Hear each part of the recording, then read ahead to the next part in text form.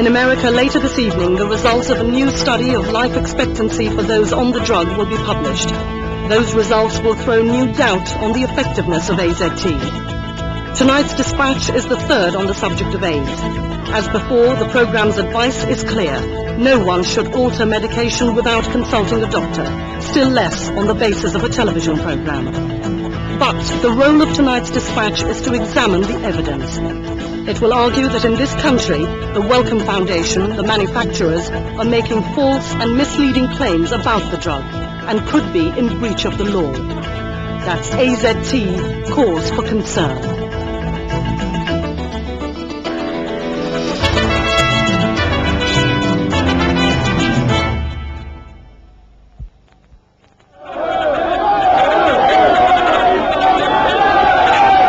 In May 1990, the American AIDS activist group ACT UP organized a demonstration outside the National Institutes of Health in Maryland. They were protesting about AZT, or zidovudine, the only approved drug for AIDS at that time. It wasn't working, and ACT UP members wanted more research effort put into finding a cure for AIDS. This was a remarkable about-turn, because 3 years earlier, other ACT UP demonstrations had clamored for more AZT to be made available at a cheaper price. What had changed?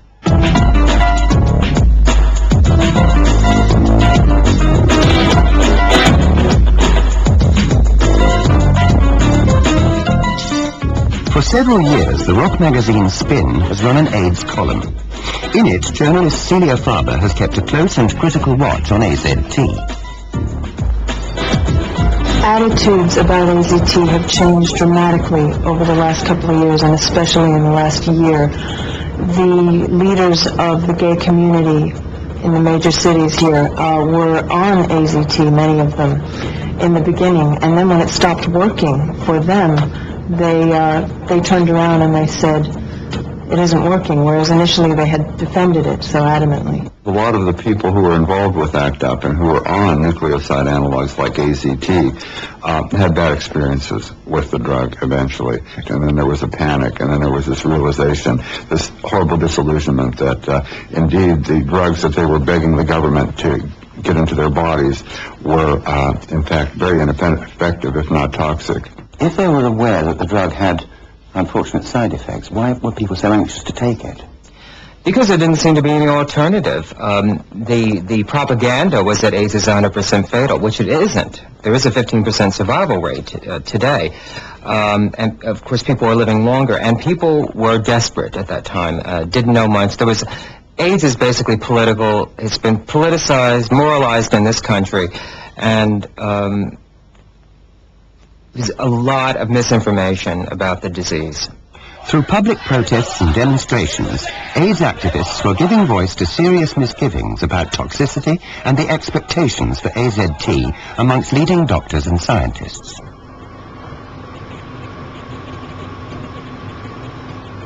I think the central fact is that despite 5 years of AZT in trials and 4 on the open market, people keep dying in large numbers, and hence it is clearly not as wonderful a drug or a lifesaver as it is made out.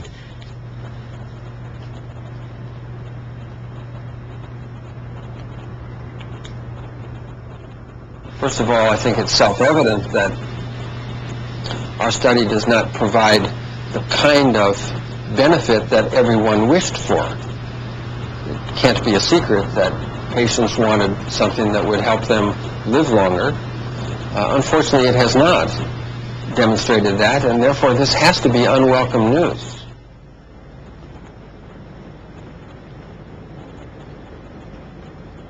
Well, the effect of AZT on body cells as a whole is very deleterious because it prevents cells from replicating. There's a second point, in that cells that may survive AZT may themselves become cancerous. So there's a double danger for AZT the way I see it.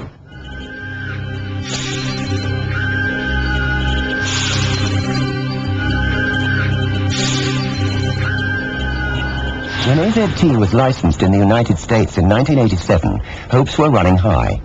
Tucked away in a corner of the massive Jackson Memorial Hospital complex is Miami University's AIDS Research Unit. Here, Dr. Margaret Fischel was one of the leading figures in the trials that led to the licensing of the drug. I think in the very beginning, when the studies were actually being designed, our greatest expectation or hope would be that it would delay progression of the disease. It would improve quality of life, decrease the severity of the disease. Although we designed survival benefits into the study, we actually did not expect to see them. At San Francisco General, Dr. Paul Volberding, another leading AZT researcher, supports AZT's early track record. The drug was approved in 1987 for use in what we would now call advanced HIV disease, patients who had substantial deterioration on the basis of a clinical trial that was really quite short, but a trial that showed, compared to placebo, a rather striking difference in the mortality rate in patients with AIDS. So we started our experience with the sense that this was a very active drug clinically, but with still questions to be answered about the appropriate use of the drug, the appropriate dose of the drug. The results of the early AZT trial on people with full-blown AIDS appeared to be so convincing that the drug was given a new fast-track approval by the United States Food and Drug Administration before any long-term toxicity trials in animals had been completed. These new regulations specifically will have special criteria that would apply to immediately life-threatening conditions, recognizing that such patients are willing to accept the greater risk than that which normally would be the case. The Wellcome Foundation, UK manufacturer of AZT, saw its shares spiral upwards. AZT was to be the new wonder drug. Then, in 1989, after further trials were terminated early in the United States because results looked promising, it was announced that AZT could be used not only on people with AIDS diseases, but in a much larger group, with HIV and low immune cell counts, but no other symptoms. Wellcome's shares soared to new heights, adding £1.4 billion to the company's UK stock market value in one day. Today, annual sales of AZT are worth around £170 million. Opening up the drug's use to so-called asymptomatics means a substantial increase in the number of people who could be prescribed AZT indefinitely. In the UK, the estimated number of HIV-positive people is 50,000. In the United States, it's around 1 million. This 1990 US poster campaign, Living with HIV, was co-sponsored by Burroughs Wellcome. People were encouraged to get tested for HIV. The posters said, "Early medical intervention could put time on your side." As AZT was the only approved drug for AIDS at the time, this was a way of increasing Wellcome's market for the drug. I think it's a disgrace. It lures people into the belief that if they're HIV positive, they should go and get themselves tested, and that there's an answer that will keep them alive, and that's far from the truth.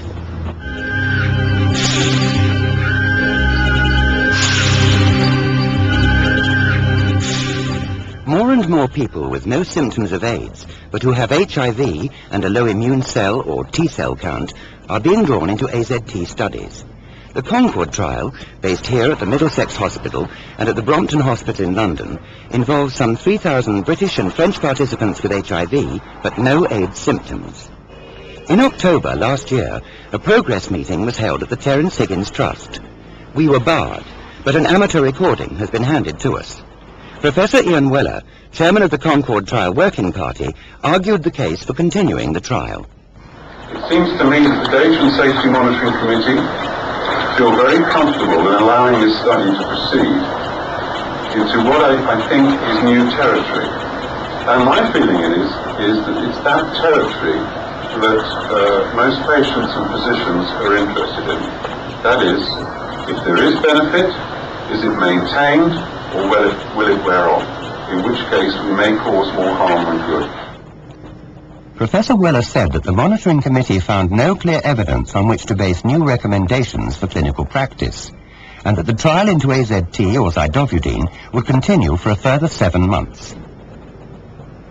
He also said, "My feeling is that this is the only chance that anyone will have of sorting out the uncertainty that I think is at the basis of some of the frustration.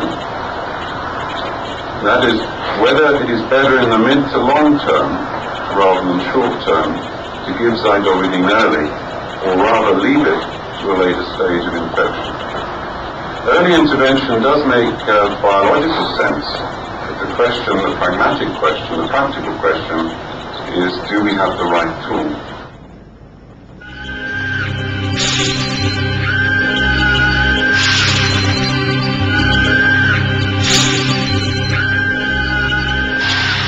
AZT was first developed in 1964 as a cancer chemotherapy drug.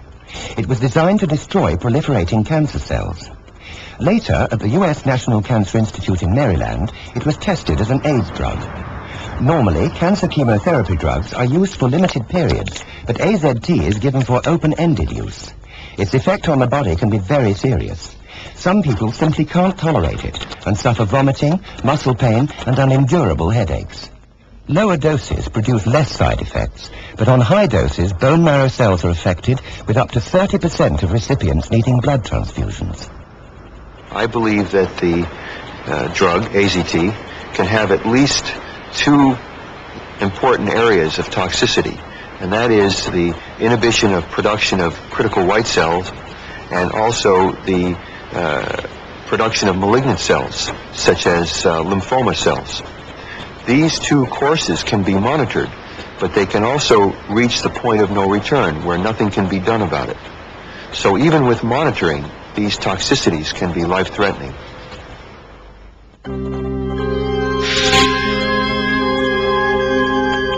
Although the effects of AZT, also called by its generic name zidovudine, are listed in Wellcome's US and UK information sheets for doctors, their promotional leaflet for doctors and the public in the UK makes some startling claims about AZT's safety and efficacy. For example, it states here that doctors can manage the serious blood problems, and there are no life-threatening toxicities associated with zidovudine. These and other claims have encouraged some doctors and patients to embark upon high-dose therapies, sometimes over long periods of time. There is evidence that some of these claims are false and others seriously misleading.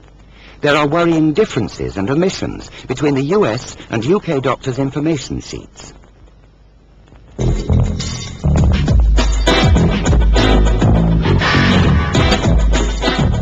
Before a drug is licensed for use, it normally has to undergo animal toxicity studies and clinical trials in humans. No long-term animal studies were completed when AZT was licensed. The clinical studies in humans called Phase 2, which led to the licensing of AZT, were financed by Wellcome. They were presented as complying with the only reliable scientific test for a drug, double-blind studies, and published in the New England Journal of Medicine in July 1987. In this type of trial, one group is given the drug and the other a placebo or a dummy tablet. Neither the volunteers nor their doctors should know who is getting what, in order to eliminate any bias in expectation of what a particular treatment or no treatment may do. This is called blinding. In this document, Wellcome claims that none of the volunteers or the clinicians involved knew who had received placebo and who had received the active drug. We have the following evidence that the trials became unblinded early on. This internal document from the Food and Drug Administration, the US authority that licensed the drug, was obtained through the Freedom of Information procedure.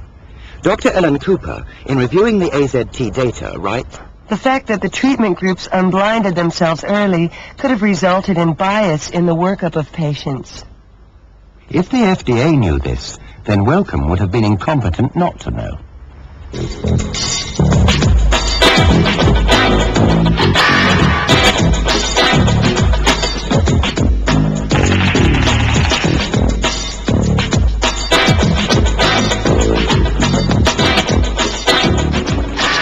How's it going? Oh, hi.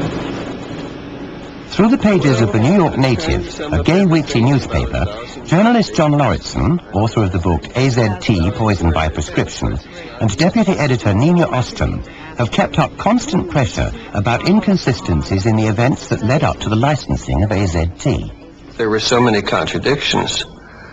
But the real horror of this study only became apparent after going through documents which were obtained under the Freedom of Information Act.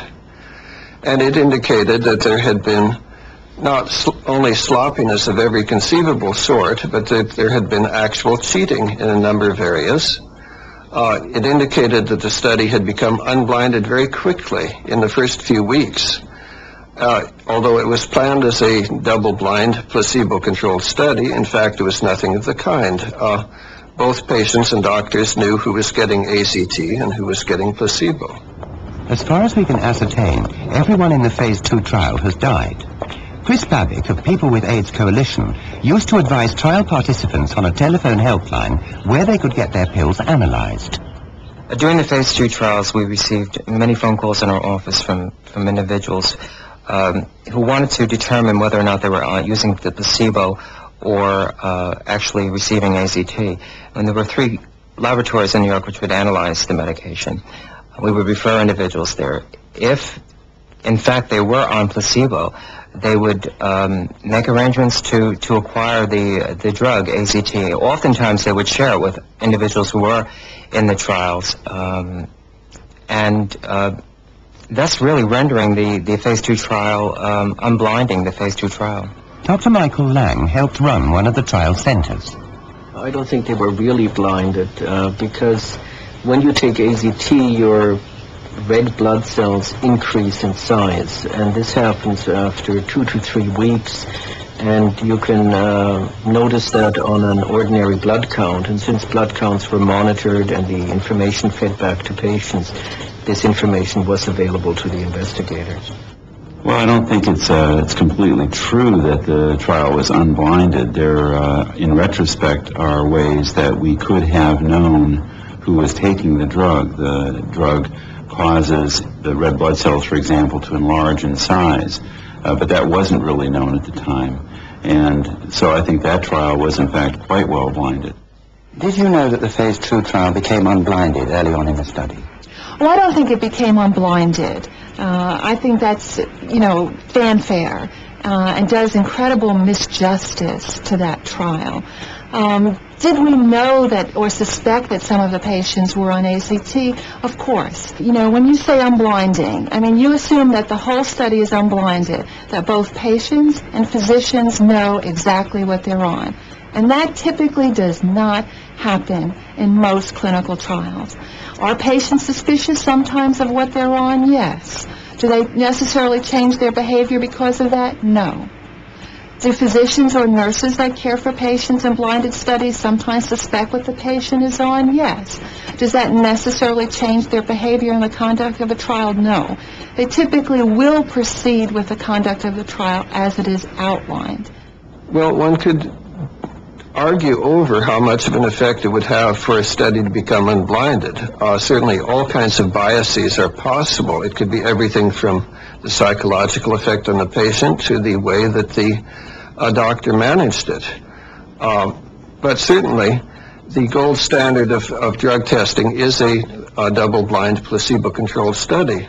And most importantly, if the study was not blinded, it is dishonest to describe it as being a blind study. And to this very day, the advocates of AZT continue to say that this was a double-blind study, when it was certainly nothing of the sort. We would like to have put some questions to the Burroughs Wellcome Company based here in Raleigh, North Carolina. Wellcome financed the Phase 2 trials that led to the fast-track approval of AZT. They declined our invitation to be interviewed. In this same UK promotional leaflet, Wellcome claims that AZT is an antiviral drug. The leaflet gives the impression that AZT can target the HIV virus without killing cells. Professor of Molecular Biology at Berkeley, California, Peter Duesberg, is known for his view that HIV is not the cause of AIDS. His concern about the use of AZT stems not simply from this view, but from a criticism of AZT's molecular activity. He objects to Wellcome's claim that AZT is an antiviral drug. That is a euphemism. It's not wrong, but it kills or inhibits all DNA synthesis, everything that's going. It inhibits the cell first, and with it, the virus. It's called E. coli K that doesn't accept DNA.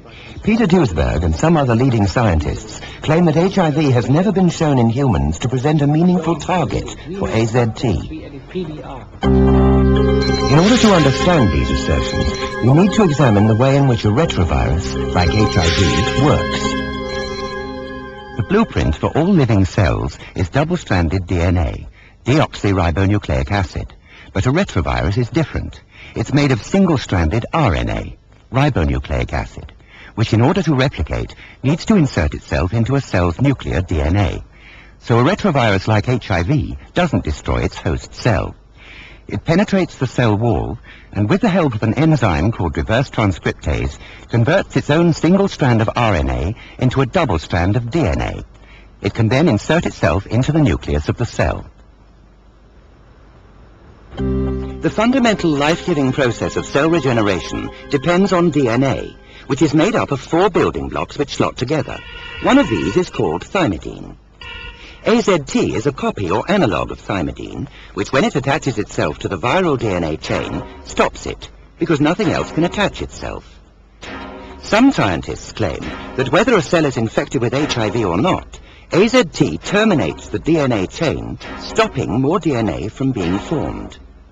It inhibits the replication or duplication of DNA, and thereby prevents the cell itself from duplicating. Wellcome claims that AZT can target HIV and delay symptoms of AIDS in people who are HIV positive by inhibiting HIV when reverse transcription takes place. Once it enters that cell, the drug has to undergo a transformation so it becomes active. And then it actually prevents the virus from getting into the genetic makeup of a cell and infecting that cell. But Duesberg maintains that AZT can't prevent the virus from infecting that cell without killing it and others as well. In people who are given AZT, healthy or sick, only 1 in 500 cells is ever infected by HIV. That is to say, in order to kill that 1 infected cell, AZT will have to kill 500 normal cells, good cells, that people, particularly with AIDS, desperately need to survive. And healthy people need it too. It is like trying to kill the 1 terrorist in a city like Berkeley of 200,000 by putting poison in the tap water. You may get the terrorist, but you will get most of the other people as well. But does AZT have a viral target at all? Peter Duesberg maintains that once a person has developed antibodies to HIV, HIV becomes inactive, and there's essentially no more reverse transcription going on for AZT to target. There's no evidence for it. It's not detectable, and the numbers of infected cells remain the same. It remains very low and remains constant, which is direct proof that further infection is not taking place. Further infection depends on reverse transcription. Dr. Harvey Bialy supports this view. He is research editor of Biotechnology, sister to the science journal Nature. In this interview, he is expressing his personal views. The majority of the time that a person is infected with HIV, there is essentially no reverse transcriptase activity that can be detected. So it is really beyond me how a drug that is claimed to inhibit reverse transcription of the virus, inhibit virus replication, can be a suitable agent for treating AIDS, or even for that matter for treating HIV infection, since the immune system does a very good job of keeping the virus replication at undetectable levels.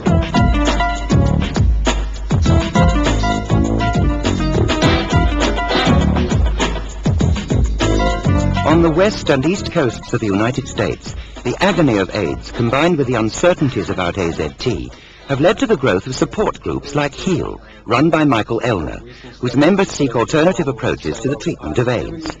HEAL helps people who are suffering side effects come off AZT.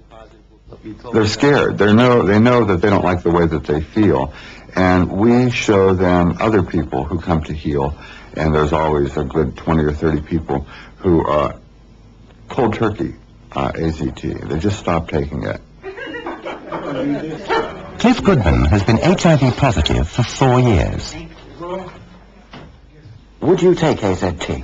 No way. I wouldn't give it to my cats. I would think it was murder. I've seen people go on AZT, and I've seen them waste and their hair fall out and their muscles shrivel below their knee, and I've seen many males become impotent. So there's no way I'm going to take something like that. You know, I think it's almost like a punishment. We don't play in AIDS at all. We really have all... Alan Roundtree had to come off AZT because he felt so ill. At first, good. Oh boy, I gained weight, and I said, boy, this stuff must be working. And then about another 2 weeks later, it did start working. The headaches came, the dizziness, the nauseousness, and the whole time I had fingernails that were so black, it looked like I had nail polish on, you know. And the upset stomachs, nothing tastes right, food or anything. And the main thing of it, it'll affect you so where you couldn't listen to people because you don't want to hear them because you're hurting so bad. And it left me impudent. It destroyed my hopes for living, you know. Wellcome's AZT promotional leaflet in the UK states, Zidovudine improves both quality and length of life. Are there any data to support AZT prolonging life? I don't think that we have that the data has been made available, sir. The major problem is that with all the published AZT studies, the studies were prematurely concluded. And what happened to these people after the study was concluded is not very well known, nor is it published anywhere. Do you believe that AZT prolongs life? In patients that have advanced disease, yes. That has been shown in numerous studies. When used early, when patients are still asymptomatic, have no symptoms, or they have minimal symptoms and their immune system is not severely damaged, there we know that AZT prevents or delays the occurrence of AIDS, which we felt in the United States was the most important thing to look for. The claim is made that AZT extends life, and yet most of the beliefs that it does are based on the phase 2 trials, which, as I just said, were seriously flawed, utterly worthless. Other studies used to claim benefits for AZT range all the way from tiny little studies of uncontrolled patients, 5 or 6 here or there, which are really nothing better than anecdotes. Dr. John Hamilton, at the Veterans Administration Medical Center in North Carolina, is co-chair of one of the longest completed AZT studies, published in a leading American medical journal this week. The drug was given to 338 patients. One group early in the disease, and another when their immune cell count fell below 200. He believes that AZT should be given to people in the latter stages of the disease, but is less certain about giving AZT to people early in the disease. The results of the trial demonstrated that patients on early therapy had a delay in the progression to AIDS. However, there was no difference in survival comparing one group with the other. That is, the same number of individuals died in each group, and the time at which they died was the same. Individual people differ greatly in the way they react to drugs, and there's no way of knowing who will suffer severe side effects or tolerate the drug well. Jim Pruitt lives in Miami. He suffered AIDS symptoms since 1986 and took high doses of AZT for a year. He then broke off treatment because of muscle and liver problems and has been on intermittent, much lower doses since then. Although Jim's T-cell count hasn't improved overall since he started on AZT, he says it has improved his quality of life. I began to feel better. I started gaining weight. The fevers went away. Clinically, I was doing better. My energy level returned. This was not a response that I think everyone experienced with this drug. But my response was very good. Gordon, living in central London, has had no problems with AZT. Because he had developed mouth lesions and had low blood clotting cells, or platelets, he was prescribed 1,000 milligrams of AZT for 18 months. He's now reduced his dose by half. I do accept that I'm one of the lucky ones. I, of course, accept the evidence that it is not a good drug and that it does have toxicities which can be quite severe. My attitude would be, find out all you can about it. Ideally, talk to someone who has good experience of the drug and to someone who has bad experience of the drug, and then you just have to follow your own instincts. Cass Mann is a volunteer counsellor for Positively Healthy, the London-based self-help group. It provides members with free information about AIDS and different treatments. Does he think AZT improves quality of life? No, that is not true. I've never seen it improve the quality of life. Certainly when people begin the drug, they begin with the best possible motive and expectation. But after periods of time, there are of course people who claim it does, but I've known no one who's been on it for an extended period who would claim that. There has been no formal demonstration of improvement in quality of life. It was assumed that the delay in progression to AIDS would translate into an improved quality of life because it seemed logical and made sense. In fact, the only study that has been done on this point and published, to my knowledge, has failed to demonstrate an improvement in quality of life.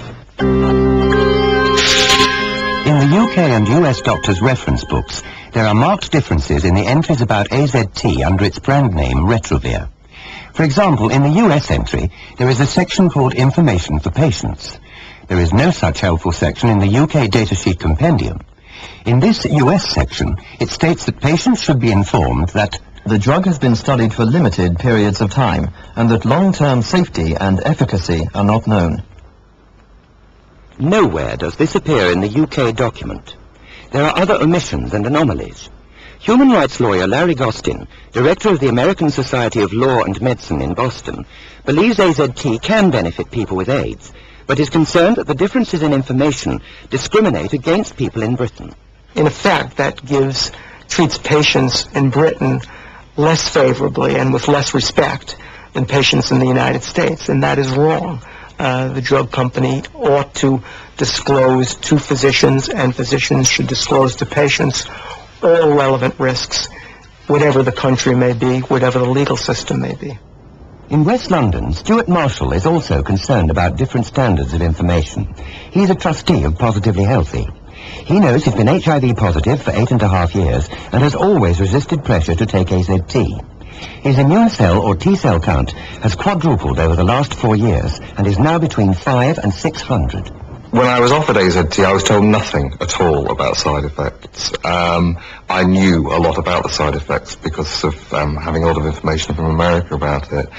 And it's really my opinion, based on a lot of personal experiences, that people are still not being told about the side effects properly. And therefore, I don't think they're able to make a proper informed decision about whether they should take the drug or not.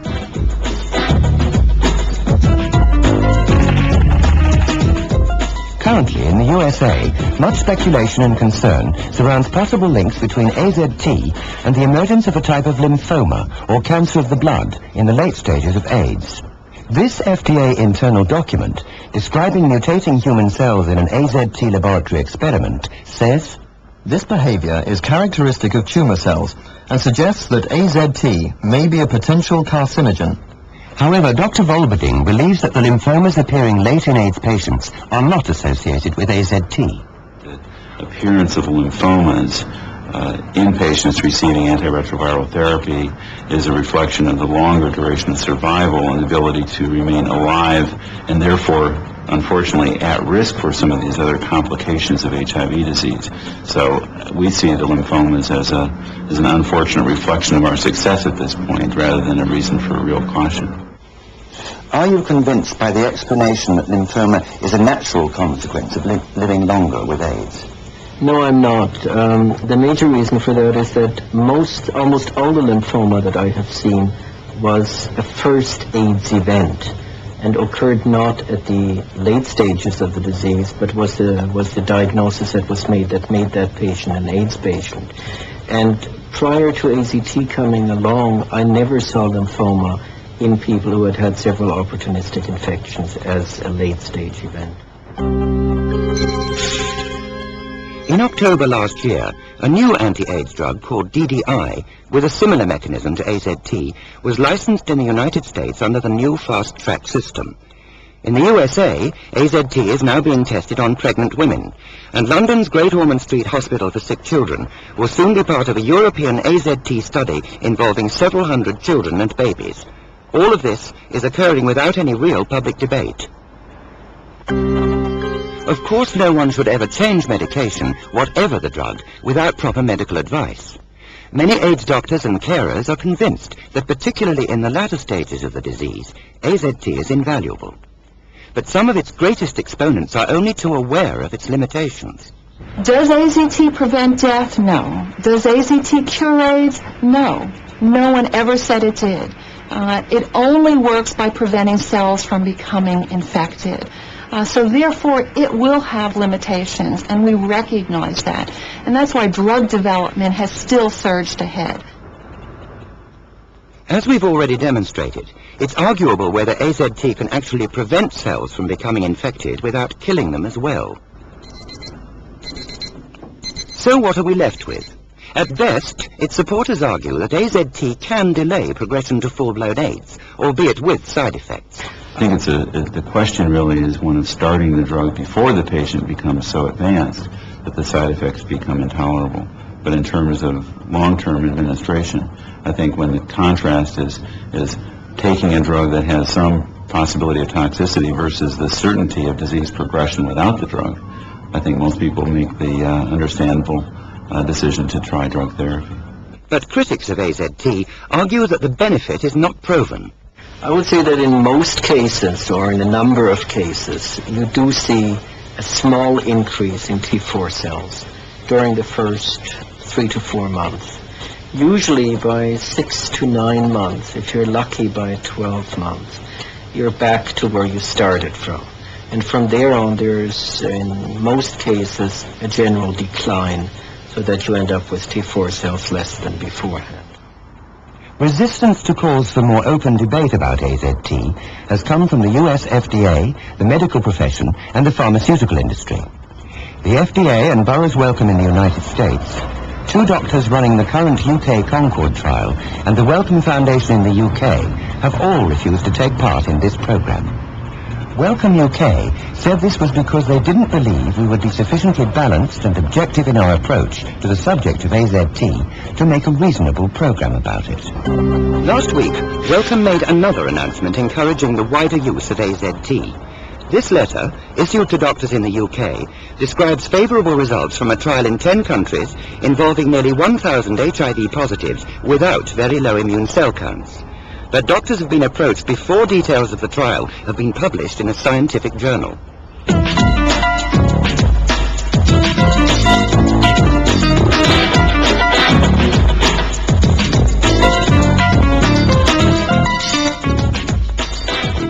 In the UK, there has been negligible coverage of the issues surrounding AZT. In the USA, however, more voices have been raised. Florida's Miami Herald has kept up a spirited attack on the AZT establishment through journalist Eleanor Burkitt. The reaction almost universally in the research community and the patient community was hysteria. There was a tremendous sense that I think has happened to journalists all over the world, that by writing such an article, I was being socially irresponsible because I was going to make a group of very sick people stop taking their medication. The fundamental truth of the American research establishment is that the scientific community feels that it shouldn't have to answer to the rest of us. So the notion that a non-scientist would go in and question the research that they used, the accuracy of their data, and the truth of their interpretation provoked a tremendous controversy throughout the research establishment. I think there's a terrific arrogance. I think there's always been an arrogance on the part of the medical establishment. They believe themselves to be to know everything, and once they've made up their minds about something, they're very unwilling to change it. Dispatches has been advised by leading counsel that the false and misleading claims about AZT described in this program could amount to a breach of the Medicines Act, which, if successfully prosecuted, would constitute a criminal offense. dispatches is sending a dossier of relevant information to the Medicines Control Agency at the Department of Health.